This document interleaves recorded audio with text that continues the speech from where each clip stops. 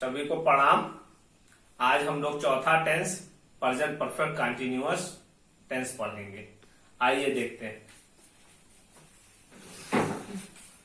Present perfect continuous tense. सबसे पहले पहचान। इस टेंस में वही पहचान है जो प्रेजेंट कंटिन्यूअस टेंस की पहचान है। इस काल के हिंदी वाक्यों के अंत में रहा है, रही है, रहे हैं, रहा हूं, रही हूं आते हैं। अब दोनों में अंतर क्या होगा? इसमें कार्य का समय भी दिया रहेगा। प्रेजेंट परफेक्ट कंटिन्यूअस टेंस में कार्य का समय भी दिया रहेगा। बाकी रहा है, रही है, रहे हैं, रहा हूं, रही हूं, ये प्रेजेंट कंटिन्यूअस और प्रेजेंट परफेक्ट कंटिन्यूअस दोनों में आते हैं, लेकिन वहां समय नहीं दिया रहता, यहाँ पर काम का समय दिया रहेगा। अब देखिए अनुवाद के नियम। सबसे पहले अफर्मेटिव सेंटेंस, स्वीकारात्मक वाक्य, पॉजिटिव सेंटेंस, सकारात्मक वाक्य जिसको बोलते हैं। ही सी इट नेम यानी एक वचनकर्ता के साथ हैज बीन और बहुवचनकर्ता के साथ हैव बीन लगाते हैं। क्रिया की पहली अवस्था में आईएनजी लगाएंगे सभी में, चाहे अफर्मेटिव सेंटेंस हो, चाहे निगेटिव हो, चाहे इंट्रोगेटिव हो, चाहे इंट्रोगेटिव निगेटिव सेंटेंस हो। प्रेजेंट परफेक्ट कंटिन्यूअस टेंस के सभी वाक्य में क्रिया की पहली अवस्था में आईएनजी लगेगा। एक वचन के साथ हैज बीन, बहुवचन के साथ हैव बीन, निश्चित समय के लिए सिंस और अनिश्चित समय के लिए फॉर। मैंने बताया था ना कि इस टेंस में काम का समय भी दिया रहेगा, तो निश्चित समय के लिए सिंस और अनिश्चित समय के लिए फॉर लगाते हैं। आइए देखते हैं एग्जाम्पल। अब देखिए अफर्मेटिव सेंटेंस का, सीता 2 घंटे से पढ़ रही है। अब रही है आया है प्रेजेंट परफेक्ट कंटिन्यूअस, तो रही है तो प्रेजेंट कंटिन्यूअस में भी आता है, तो दोनों में अंतर क्या है? इसमें काम का समय भी दिया है 2 घंटे से। अब 2 घंटा अनिश्चित है, 2 घंटा निश्चित नहीं, कब 2 घंटे, इसलिए इसमें फॉर लगाएंगे। निश्चित होता तो सिंस लगाते। देखिए एक वचन करता है तो सीता हैज बीन स्टडीइंग यानी क्रिया की पहली अवस्था में आईएनजी फॉर 2 आवर्स। निश्चित समय होता तो सिंस लगता। देखिए अब बहुवचन का देखिए, लड़के मैदान में 4 बजे से दौड़ रहे हैं, तो लड़के बहुवचन है, बॉयज तो हैव बीन लगेगा। बॉयज हैव बीन रनिंग यानी क्रिया की पहली अवस्था में ING in the field since 4 o'clock। 4 बजे निश्चित समय है, इसलिए सिंस 4 o'clock लगाया गया। क्लियर? अब आइए देखते हैं निगेटिव सेंटेंस। निगेटिव सेंटेंस में एक वचनकर्ता के साथ हैज नॉट बीन और बहुवचन के साथ हैव नॉट बीन लगाते हैं। अब इसमें देखिए, आज आधी रात से वर्षा नहीं हो रही है। आज आधी रात से वर्षा नहीं हो रही है, तो वर्षा वाले वाक्यों में इट सब्जेक्ट लेते हैं। इट एक वचन है। It has not been raining since today midnight. आज आधी रात निश्चित है, इसलिए सिंस टुडे मिडनाइट। क्लियर? अब देखिए यहां पे सीता और राधा कल से ताश नहीं खेल रही। सीता और राधा, सीता एक वचन है, राधा भी एक वचन है। जब 2 एक वचन के कर्ता को एंड से जोड़ देते हैं, और से जोड़ देते हैं, एंड से जोड़ देते हैं, तो वो बहुवचन हो जाता है। तो ये बहुवचन हो गया।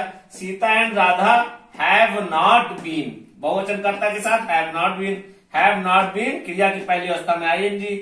प्लेइंग कार्ड्स कब से? कल से, सिंस यस्टरडे।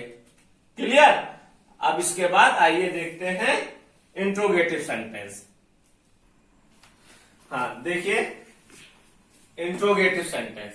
अब इंट्रोगेटिव सेंटेंस 2 प्रकार के, एक तो वे जो क्या से शुरू होंगे, दूसरे वे जिनके बीच में कोई प्रश्नसूचक शब्द क्या, क्यों, कहां, कैसे ये सब आएगा। यदि वाक्य क्या से शुरू होगा तो क्या की अंग्रेजी नहीं लिखेंगे, बल्कि कर्ता के अनुसार हैज हैव से शुरुआत करेंगे। एक वचन करता है तो हैज से, बहुवचन है तो हैव से, और बीन को कर्ता के बाद में लिखेंगे, कर्ता के बाद में लिखेंगे बीन को। और यदि वाक्य के बीच में कोई प्रश्नसूचक शब्द आएगा तो उसकी अंग्रेजी हैज हैव से पहले लिख देंगे। आइए देखते हैं, जैसे क्या सीता सुबह से खाना बना रही है। अब देखिए क्या से शुरू है तो क्या की अंग्रेजी नहीं लिखेंगे, सीता एक वचन है इसलिए हैज से शुरुआत करेंगे। हैज सीता, अब सीता के बाद में बीन लगाएंगे, सब्जेक्ट के बाद में been. Has Sita been cooking food since morning.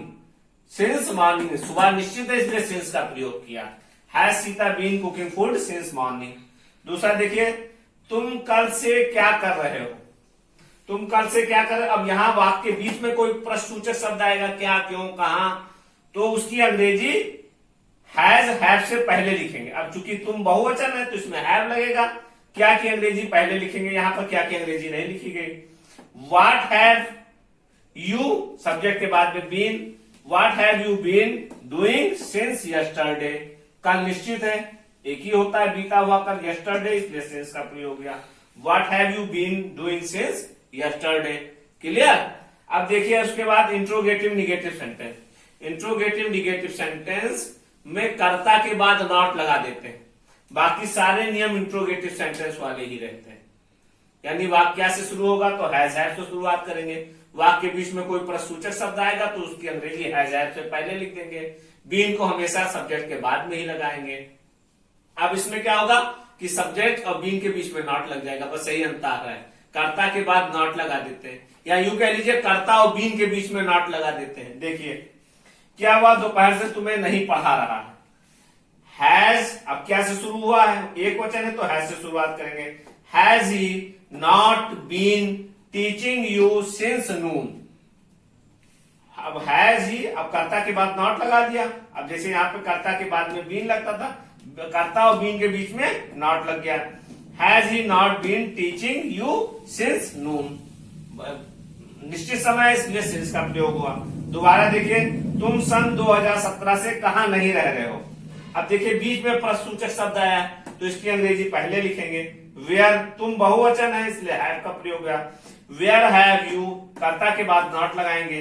Where have you not been living since 2017। Okay, clear.